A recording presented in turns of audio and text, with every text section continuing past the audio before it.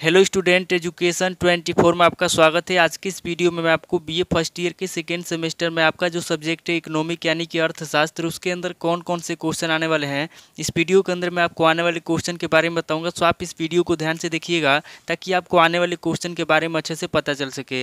तो आइए बिना किसी देरी के हम लोग शुरू करते हैं और बीए फर्स्ट ईयर के सेकेंड सेमेस्टर में आपका जो सब्जेक्ट है इकोनॉमिक, उसके अंदर जो भी क्वेश्चन आने वाले हैं उन आने वाले क्वेश्चन के बारे में जानते हैं। तो यहाँ पे सबसे पहले हम लोग अति लघु उत्तरीय प्रश्नों के बारे में जानेंगे। तो अति लघु उत्तरीय प्रश्नों में पहले प्रश्न की बात की जाए तो यहाँ पे आपका पहला प्रश्न दिया हुआ है, राज्य सरकारों की आय के साधन बताइए। पहला प्रश्न कह रहा है जो राज्य सरकारें हैं, यहाँ पे आपको राज्य सरकारों की आय के साधन बताना है।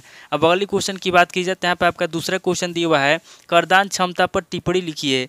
दूसरा क्वेश्चन कह रहा है जो करदान क्षमता है, यहाँ पे आपको करदान क्षमता पर टिप्पणी लिखना है। अब अगली क्वेश्चन की बात की जाए तो यहाँ पे आपका तीसरा क्वेश्चन दिया हुआ है, लोकवित्त क्या है। तीसरा क्वेश्चन कह रहा है कि लोकवित्त क्या है, यहाँ पे आपको लोकवित्त के बारे में बताना है। अब अगली क्वेश्चन की बात की जाए तो यहाँ पे आपका चौथा क्वेश्चन दिया हुआ है, कर तथा शुल्क में क्या अंतर है। चौथा क्वेश्चन कह रहा है कि कर तथा शुल्क में क्या अंतर है, यहाँ पे आपको कर तथा शुल्क में अंतर बताना है। अब अगली क्वेश्चन की बात की जाए तो यहाँ पे आपका पांचवा क्वेश्चन दिया हुआ है, सार्वजनिक व्यय के नियम से आप क्या समझते हैं। पांचवा क्वेश्चन कह रहा है जो सार्वजनिक व्यय के नियम है उससे आप क्या समझते हैं, यहाँ पे आपको सार्वजनिक व्यय के नियम के बारे में बताना है। अब अगली क्वेश्चन की बात की जाए तो यहाँ पे आपका छठा क्वेश्चन दिया हुआ है, राजकोषीय नीति का महत्व बताइए। छठा क्वेश्चन कह रहा है जो राजकोषीय नीति है उसका क्या महत्व है, यहाँ पे आपको राजकोषीय नीति का महत्व बताना है। अब अगली क्वेश्चन की बात की जाए तो यहाँ पे आपका सातवां क्वेश्चन दिया हुआ है, साख सृजन से क्या तात्पर्य है। सातवां क्वेश्चन कह रहा है जो साख सृजन है उससे क्या तात्पर्य है, यहाँ पे आपको साख सृजन के बारे में बताना है। अब अगली क्वेश्चन की बात की जाए तो यहाँ पे आपका आठवां क्वेश्चन दिया हुआ है, मुद्रा के मूल्य से आप क्या समझते हैं। आठवां क्वेश्चन कह रहा है जो मुद्रा के मूल्य है उससे आप क्या समझते हैं, यहाँ पे आपको मुद्रा के मूल्य के बारे में बताना है। अब अगली क्वेश्चन की बात की जाए तो यहाँ पे आपका नवा क्वेश्चन दिया हुआ है, मुद्रा को परिभाषित कीजिए। नवा क्वेश्चन कह रहा है जो मुद्रा है, यहाँ पे आपको मुद्रा की परिभाषा लिखना है। अब अगली क्वेश्चन की बात की जाए तो यहाँ पे आपका 10वां क्वेश्चन दिया हुआ है,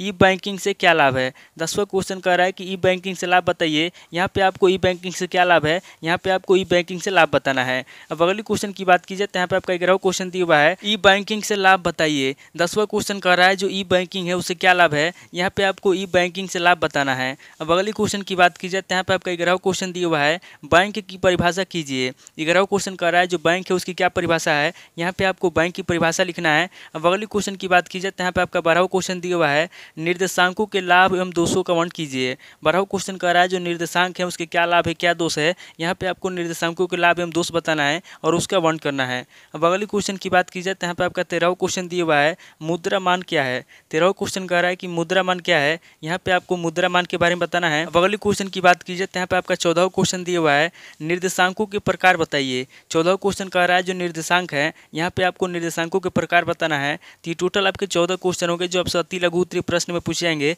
अब आगे हम लोग लघु उत्तरीय प्रश्नों के बारे में जानेंगे। तो यहाँ पे लघु उत्तरीय प्रश्नों में पहले प्रश्न की बात की जाए तो यहाँ पे आपका पहला प्रश्न दिया हुआ है, ग्रेसम के नियम पर संक्षिप्त टिप्पणी लिखिए। पहला प्रश्न कह रहा है जो ग्रेसम के नियम है, यहाँ पे आपको ग्रेसम के नियम पर संक्षिप्त में टिप्पणी लिखना है। अब अगली क्वेश्चन की बात की जाए तो यहाँ पे आपका दूसरा क्वेश्चन दिया हुआ है, मुद्रा परिमाण के कैम्ब्रिज सिद्धांत को लिखिए। दूसरा क्वेश्चन कह रहा है जो मुद्रा परिमाण के कैम्ब्रिज सिद्धांत है, यहाँ पे आपको कैम्ब्रिज सिद्धांत के बारे में बताना है।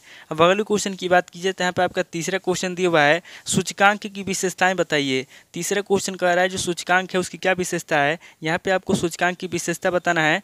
अब अगले क्वेश्चन की बात की जाए तो यहाँ पे आपका चौथा क्वेश्चन दिया हुआ है, उच्च शक्ति मुद्रा के उपयोग व महत्व की विवेचना कीजिए। चौथा क्वेश्चन कह रहा है जो उच्च शक्ति मुद्रा है, यहाँ पे आपको उच्च शक्ति मुद्रा के उपयोग बताना है और उसके महत्व की विवेचना करना है। अब अगली क्वेश्चन की बात की जाए तो यहाँ पे आपका पांचवा क्वेश्चन दिया हुआ है, वाणिज्यिक बैंक के मुख्य कार्य क्या है। पांचवा क्वेश्चन कह रहा है जो वाणिज्यिक बैंक है उसके मुख्य कार्य क्या है, यहाँ पे आपको वाणिज्यिक बैंक के मुख्य कार्य बताना है। अब अगली क्वेश्चन की बात की जाए तो यहाँ पे आपका छठा क्वेश्चन दिया हुआ है, केंद्रीय बैंक के मुख्य कार्य क्या है। छठा क्वेश्चन कह रहा है जो केंद्रीय बैंक है उसके मुख्य कार्य क्या है, यहाँ पे आपको केंद्रीय बैंक के मुख्य कार्य बताना है।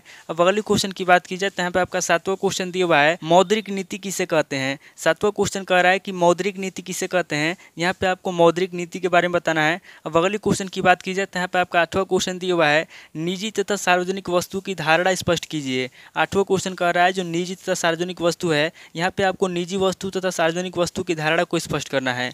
अब अगली क्वेश्चन की बात की जाए तो यहाँ पे आपका नवा क्वेश्चन दिया हुआ है, सार्वजनिक एवं निजी वित्त में अंतर बताइए। नवा क्वेश्चन कह रहा है कि सार्वजनिक एवं निजी वित्त में क्या अंतर है, यहाँ पे आपको सार्वजनिक एवं निजी वित्त में अंतर बताना है। अब अगली क्वेश्चन की बात की जाए तो यहाँ पे आपका 10वां क्वेश्चन दिया हुआ है, आय के आधार पर सार्वजनिक व्यय का वर्गीकरण कीजिए। 10वां क्वेश्चन कह रहा है कि आय के आधार पर जो सार्वजनिक व्यय है, यहाँ पे आपको सार्वजनिक व्यय का वर्गीकरण करना है।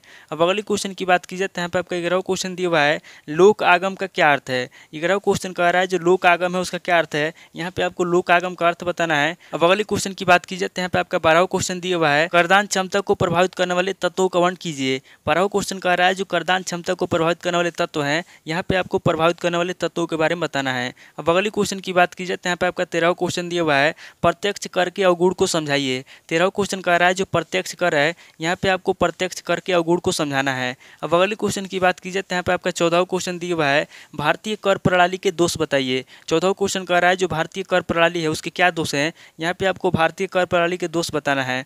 अब अगले क्वेश्चन की बात की जाए तो यहाँ पे आपका 15वां क्वेश्चन दिया हुआ है, कर के लाभ सिद्धांत की व्याख्या कीजिए। 15वां क्वेश्चन कह रहा है जो कर के लाभ सिद्धांत है, यहाँ पे आपको कर के लाभ सिद्धांत की व्याख्या करना है। अब अगले क्वेश्चन की बात की जाए तो यहाँ पे आपका 16वां क्वेश्चन दिया हुआ है, राजकोषीय नीति से आप क्या समझते हैं। 16वां क्वेश्चन कह रहा है जो राजकोषीय नीति है उससे आप क्या समझते हैं, यहाँ पे आपको राजकोषीय नीति के बारे में बताना है। तो ये टोटल आपके 16 क्वेश्चन हो गए जो आपसे लघु उत्तरीय प्रश्न में पूछे जाएंगे। अब आगे हम लोग दीर्घ उत्तरीय प्रश्नों के बारे में जानेंगे। तो यहाँ पे दीर्घ उत्तरीय प्रश्नों में पहले प्रश्न की बात की जाए तो यहाँ पे आपका पहला प्रश्न दिया हुआ है, फिशर के मुद्रा परिमाण सिद्धांत का आलोचनात्मक परीक्षण कीजिए। पहला प्रश्न कह रहा है जो फिशर का मुद्रा परिमाण सिद्धांत है, यहाँ पे आपको फिशर के मुद्रा परिमाण सिद्धांत की आलोचना करना है। अब अगले क्वेश्चन की बात की जाए तो यहाँ पे आपका दूसरा क्वेश्चन दिया हुआ है, साख की अवधारणा को स्पष्ट कीजिए तथा साख सृजन की प्रक्रिया को समझाइए। दूसरा क्वेश्चन कह रहा है कि जो साख की अवधारणा है, यहाँ पे आपको सबसे पहले साख की अवधारणा को स्पष्ट करना है, उसके बाद आगे आपको साख सृजन की प्रक्रिया को समझाना है। अब अगले क्वेश्चन की बात की जाए तो यहाँ पे आपका तीसरा क्वेश्चन दिया हुआ है, किन्स द्वारा प्रतिपादित मुद्रा तथा कीमत के सिद्धांत की व्याख्या कीजिए।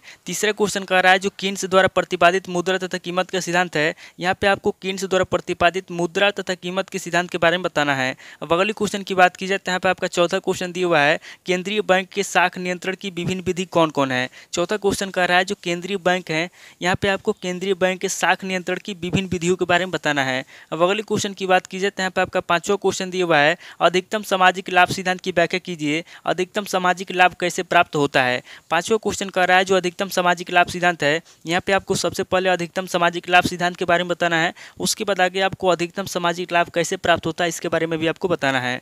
अब अगले क्वेश्चन की बात की जाए तो यहाँ पे आपका छठा क्वेश्चन दिया हुआ है, एक देश के उत्पादन एवं वितरण पर सार्वजनिक व्यय के प्रभाव को स्पष्ट कीजिए। छठा क्वेश्चन कह रहा है कि एक देश के उत्पादन एवं वितरण पर सार्वजनिक व्यय के प्रभाव को स्पष्ट कीजिए। यहाँ पे आपको सार्वजनिक व्यय के प्रभाव को स्पष्ट करना है। अब अगले क्वेश्चन की बात की जाए तो यहाँ पे आपका सातवां क्वेश्चन दिया हुआ है, कर के विवर्तन से आप क्या समझते हैं। विवर्तन के विभिन्न सिद्धांतों की विवेचना कीजिए। सातवां क्वेश्चन कह रहा है कि कर के विवर्तन से आप क्या समझते हैं। यहाँ पे आपको सबसे पहले कर के विवर्तन के बारे में बताना है, उसके बाद आगे आपको विवर्तन के विभिन्न सिद्धांतों की विवेचना करना है। अब अगले क्वेश्चन की बात की जाए तो यहाँ पे आपका आठवां क्वेश्चन दिया हुआ है, उत्पादन बचत एवं वितरण पर करारोपण के प्रभाव की विवेचना कीजिए। आठवां क्वेश्चन कह रहा है जो उत्पादन और बचत है और जो वितरण है, यहाँ पे आपको उत्पादन बचत एवं वितरण पर करारोपण के प्रभाव की विवेचना करना है।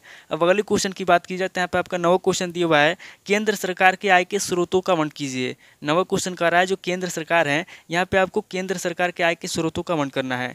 अब अगले क्वेश्चन की बात की जाए तो यहाँ पे आपका 10वां क्वेश्चन दिया हुआ है, बजट क्या है, भारतीय बजट किस प्रकार बनाया तथा कार्यान्वित किया जाता है। 10वां क्वेश्चन कह रहा है कि बजट क्या है, यहाँ पे आपको सबसे पहले बजट के बारे में बताना है, उसके बाद आगे आपको भारतीय बजट किस प्रकार बनाया जाता है इसके बारे में बताना है तथा किस प्रकार कार्यान्वित किया जाता है इसके बारे में भी आपको बताना है। तो टोटल आपके 10 क्वेश्चन हो गए जो आपसे दीर्घ उत्तरीय प्रश्न में पूछे जाएंगे। तो इस वीडियो के अंदर मैंने आपको अति लघु उत्तरीय प्रश्न और दीर्घ उत्तरीय प्रश्न तीनों तरह के प्रश्नों के बारे में बता दिया। आप इन तीनों तरह के प्रश्नों को नोट कर लीजिए और किसी किताब से सीरीज से मिलाकर के याद कर लीजिए। तो दोस्तों आज इस वीडियो को मैं पे स्किप करता हूँ, मिलता हूँ आपसे नेक्स्ट वीडियो में। अगर आपको वीडियो अच्छा लगा तो वीडियो को लाइक कीजिए, शेयर कीजिए। जय हिंद।